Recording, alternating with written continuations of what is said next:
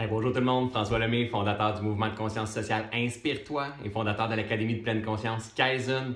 Aujourd'hui, je vous retrouve pour le défi numéro 3 du défi Soyons le changement. Soyons le changement, c'est un groupe qu'on a créé ensemble, vous et moi, où est-ce qu'on a décidé de s'embarquer pendant les 52 prochaines semaines. Où est-ce qu'à tous les dimanches soirs, je vous lance un nouveau défi et cette semaine, on ne fera pas différent, on a un nouveau défi. Qui vient d'où ce défi-là? En fait, quand j'ai décidé de lancer Soyons le changement, j'ai décidé de me laisser guider, de demander guidance, de me dire qu'est-ce que je vais faire? Je ne sais pas. Et j'ai décidé de laisser couler tout le long de ce défi-là. Et bien sûr, il faut que j'écoute qu'est-ce qui est là. Je peux pas planifier d'avance. Souvent, j'ai des gens qui me disent hey, François, tu veux-tu me dire de quoi tu vas parler cette semaine? Je ne sais pas.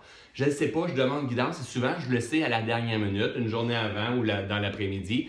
Et aujourd'hui, mais c'est venu aujourd'hui. On est dimanche aujourd'hui, c'est venu aujourd'hui. Et le sujet que je vais vous partager, mais c'est un sujet qui est en lien avec les vidéos des derniers jours. Pour ceux et celles qui n'ont pas vu le dernier vidéo, vous pouvez le voir juste ici à côté. En fait, où est-ce qu'on a parlé la première semaine de jugement? On a parlé la semaine numéro 2 de comparaison. Et comme vous le savez, je vous ai envoyé un deuxième vidéo pour la comparaison par rapport à je sentais que je vivais de la comparaison. And it's okay, it's a process. Est-ce que François, tu portes encore ça? Non!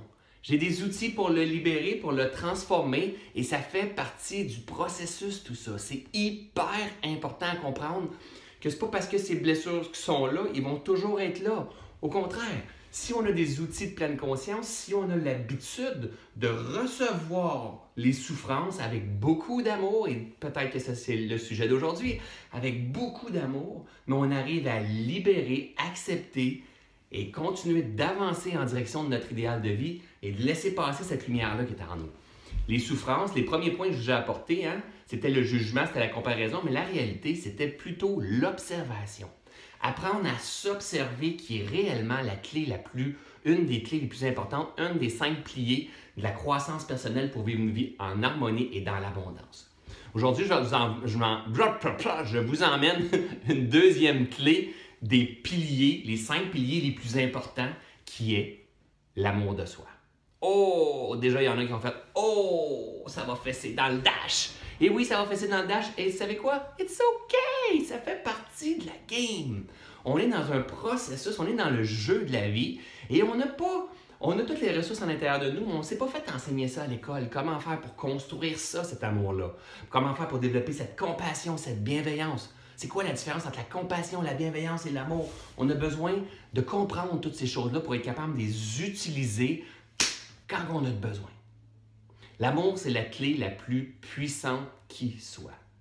L'amour, c'est l'antidote qu'on met sur nos plaies. L'amour, c'est l'antidote que François avait besoin dans sa dernière capsule lorsqu'il sentait qu'il faisait face à plein de jugements de plein de gens, de comparaisons par rapport à plein de gens, des gens qui ne m'aiment pas, des gens qui me dénigrent, des gens qui ont des opinions par rapport à moi. C'est qu'est-ce que j'avais besoin qui arrête puis qui se la ferme? Non! Ça, c'est de l'ignorance. Si ça me dérange, c'est parce que les blessures sont à l'intérieur de moi. Si je les observe, je les laisse émerger, j'apprends à les observer tout simplement, je me calme et je comprends que cela aussi va passer et que c'est juste une sensation et que j'apprends à me donner tout l'amour que j'ai besoin, mais je vais libérer qu'est-ce qui est là à l'intérieur de moi. Je vais libérer cette vieille version-là qui n'est pas satisfaisante, que ce n'est pas avec ça que je veux faire ma vie.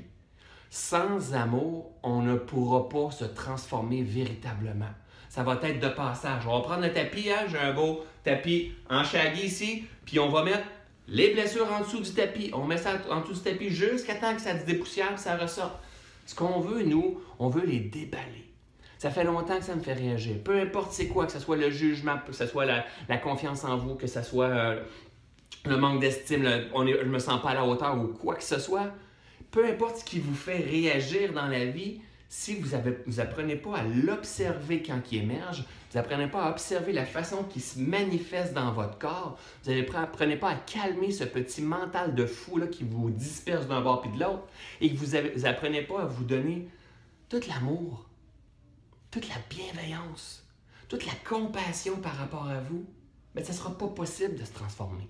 Ça ne sera vraiment pas possible. Et même si on écoute toutes les capsules de François, 50 fois, une en arrière de l'autre, mais qu'on n'essaye pas un pas à la fois d'emmener une amélioration dans ma vie, d'apprendre à m'aimer davantage, ça ne fonctionnera juste pas. On lise les livres de peu importe les auteurs les plus connus, qu'on fait des formations de conférenciers, de coachs, ou peu importe qui vous disent que leur technique est fantastique et qu'ils ont des résultats très rapides, ça ne fonctionnera pas sur une échelle de temps, ça ne durera pas si l'amour de vous n'est pas là. Mais François, moi, comment qu'on fait pour se donner de l'amour? Comment qu'on fait? Est-ce que ça fonctionne? Arrête avec ton amour, tes affaires ésotériques et tout ça. Écoutez, la capsule va être un petit peu plus longue parce que j'ai vraiment envie de vous partager une histoire qui, pour moi, a transformé ma vie. Si vous êtes de ceux et celles qui me suivent depuis un bout, vous l'avez déjà entendu parce que probablement sur scène, mais aussi sur une capsule, mais super importante parce que pour moi, ça a transformé ma vie. J'ai fait des retraites qu'on appelle Vipassana. Vipassana, c'est des retraites de silence, de méditation, où est-ce que pendant 10 heures par jour, assis en position de méditation, tu observes ton esprit. Tu observes l'air qui entre et qui sort de tes narines. Pas de Bouddha, Allah, Krishna, Jéhovah, Tonka, Toyota, rien de tout ça.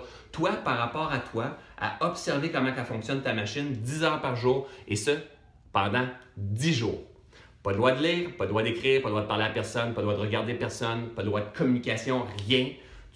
Tu es avec toi pendant 10 heures par jour pendant 10 jours. J'ai fait ce genre de retraite-là 13 fois jusqu'à présent et aujourd'hui, je me spécialise dans l'enseignement de pleine conscience. C'est ce que je permets de faire aux gens, de se libérer de toutes ces souffrances et négativités-là au travers des retraites Kaizen. Mais la 7e fois que j'ai fait cette retraite Vipassana, donc on peut penser qu'il y a plus de 1000 heures de méditation, de compréhension de cette machine-là dans l'expérience. Il y a un homme qui arrive à la retraite et je le regarde et maudit que je l'aime pas. Vous savez, des gens, des fois, qu'on n'a même pas parlé, tu n'as même pas touché, tu n'as même pas eu de communication avec, tu le regardes et tu l'aimes pas. Mais moi, ça m'arrivait. Il est arrivé, là. Il avait tellement l'air souffrant, là. Je trouvais ça tellement dégueulasse. Je l'aimais pas. Je trouvais qu'il avait l'air d'une victime. Et vous savez, moi, François Lemay, je suis un éveilleur de conscience. Hein? Dans ma tête, c'était ça. François Lemay, moi, j'éveille, puis je suis dans l'éveil, puis tout ça. Puis lui, je trouvais qu'il y avait une victime. Donc, il était à l'opposé de moi un petit peu. Écoutez bien mon histoire. À toutes les méditations, on n'a pas le droit de se parler, n'oubliez pas. Fait qu'à toutes les méditations, lui, là, moi, j'étais assis pas mal en avant. J'étais les plus proches du prof parce que c'est les plus anciens qui sont en avant. Et lui, il était à peu près là, ici, dans mon angle mort, dans la salle de méditation. Il me parlait même pas. Il m'a même pas regardé. Et je l'haïssais. Non, mais je l'haïssais, mais vraiment, là. Tu sais, quand on parle de comparaison, moi, j'étais dans comparaison. Et là, je méditais, mais là, le problème, c'est qu'il était toujours dans mes pensées. Il était constamment dans mes pensées. Il scrapait mon 10 jours de retraite parce que j'avais envie de revenir me retrouver. Et là, quand on s'en allait dans le bois pendant les pauses, on a des pauses, on allait marcher dans le bois, puis à chaque fois qu'il passait, quand je le croisais, il me dérangeait. Il me faisait comme en l'intérieur de moi. C'était comme, j'haïssais ce qui causait à l'intérieur de moi. Et là, à chaque méditation, il était toujours dans ma tête. Je n'arrivais plus à faire le vide total. Il était toujours dans ma tête. Il hantait mes pensées. Puis là, il me dérangeait, mais vraiment beaucoup. Et à un moment donné, sur l'heure du midi, j'étais assis dehors. Et là, je le regarde. Là, je fais comme, oh my God. Ce gars-là, là, il a besoin d'amour. Ce gars-là, là, il a aussi besoin d'amour. Et là, à partir de ce moment-là, j'allume. J'allume et j'intègre. J'intègre des notions que j'avais ramassées dans plein de livres. J'intègre des notions que j'avais ramassées même dans Vipassana, qu'on appelle Metta Bhavana, des techniques de méditation où est-ce que j'envoie de l'amour, de la bienveillance, de la compassion. Et là, je me suis dit, waouh, ce gars-là a besoin d'amour, il me fait réagir. Et à partir de ce moment-là, pour moi, j'ai l'image du calinours. Et j'y envoie de l'amour. J'y envoie de l'amour, j'y envoie de la bienveillance, j'y envoie de la compassion. C'est important, vous compreniez? Amour, bienveillance, compassion. Donc, j'envoie tout ça parce que moi, dans ma tête, j'ai modélisé beaucoup les grands sages. Il y en a un qui disait, Jésus entre autres, il disait les brebis égarées. Et pour moi, lui, était une brebis égarée, en réalité, comme nous le sommes à peu près tous. Et là, la beauté de tout ça, c'est plus j'y envoyais d'amour, plus je revenais dans mes méditations, paf, magie. Il n'était plus dans mes méditations. Il n'était plus là pantoute. Et non seulement qu'il n'était plus dans mes méditations, moi, j'avais une période d'absorption incroyable. J'avais le vide, j'étais tellement en paix. Donc là, je comprends qu'à partir de maintenant, quand j'envoie de l'amour, ça l'apaise mon esprit à moi. Fait que là, je fais comme, wow! Si je suis dans l'amour, je ne peux pas être dans la rage, je ne peux pas être dans la colère, je suis ici maintenant, hyper calme et j'ai un niveau d'absorption incroyable dans le moment présent. Et déjà là, c'était une compréhension magique. À la fin de cette retraite-là, le 10e jour, il vient me voir, il me dit, il vient me voir, il marche d'un pas comme ça, il ne dit pas François, mais il marche d'un pas comme ça, il fait, toi, il faut que je te parle. Il dit, ouais. Il dit, t'étais mon pilier. Il dit, tout le long de la retraite, les 10 jours, je me suis branché sur toi. Tu me faisais tellement bien, tu m'enracinais, tu me calmais. Et je veux juste te dire merci. Moi, là, désamorcé total, je fais comme, wow. Le gars, on ne s'est même pas parlé, pas écrit, pas rien, on se connaissait même pas. Il a ressenti, paf, ce que j'émettais. C'est qui enseignait à qui à ce moment-là? Le gars qui me faisait souffrir me fait m'observer et à un moment donné, j'ai émergé en conscience, j'ai décidé d'appliquer ce que je savais et à la fin, il est venu me déposer sur un plateau en me disant « Merci, tu étais mon pilier, tu m'as tellement fait de bien. » À partir de ce moment-là, ça a été un morceau majeur dans ma vie. Morceau majeur que j'enseigne dans mes retraites, dans tout ce que je fais, que je porte, la bienveillance, l'amour et la compassion. C'est ce qui guérit. La beauté de tout ça, c'est que quand je le porte, je me calme. Quand je le donne, je permets à l'autre de se libérer, même si c'est dans l'invisible. Mais ne me croyez pas. Jouez le jeu. Observez si ça fonctionne. Et c'est le défi que je vous lance dans la prochaine semaine. Faites du mieux que vous pouvez. Regardez-vous dans le miroir. Prenez le miroir et dites-vous, savez quoi? Je suis fier de toi. Je t'aime. Et même si j'ai de la misère, puis même si j'ai envie de brailler, puis même si je ne suis pas capable de me dire que je m'aime parce que je ne me l'ai jamais dit, je dois apprendre à partir de maintenant à me dire, sais-tu quoi? Je suis fier de toi. Puis je t'aime. Puis au pire, tu le fais de même. Sais-tu quoi? Je suis fier de toi. Puis je t'aime. C'est correct, it's a process. Tu le fais de toi par rapport à toi. Ça va prendre toute la place à l'intérieur de toi. Le petit auto-sabotage qui tourne en rond, il va finir par sécher, puis on va développer l'autre l'allié qui nous tape dessus. Et servez-vous-en. À chaque fois que quelqu'un va vous faire réagir, hein? Une petite snap. Oh, juste pour observer, dire, oh, je suis en réaction. Paf! Calinours, envoie-y de l'amour, envoie-y de la bienveillance et de la compassion. Comment? Du mieux que tu peux. Tu n'as pas besoin de lire tous les livres. Tu as déjà vécu de l'amour, tu as déjà émergé l'amour à l'intérieur de toi. C'est juste ça pour l'instant. Prends-toi pas trop au sérieux là-dedans. Joue le jeu et surtout, observe.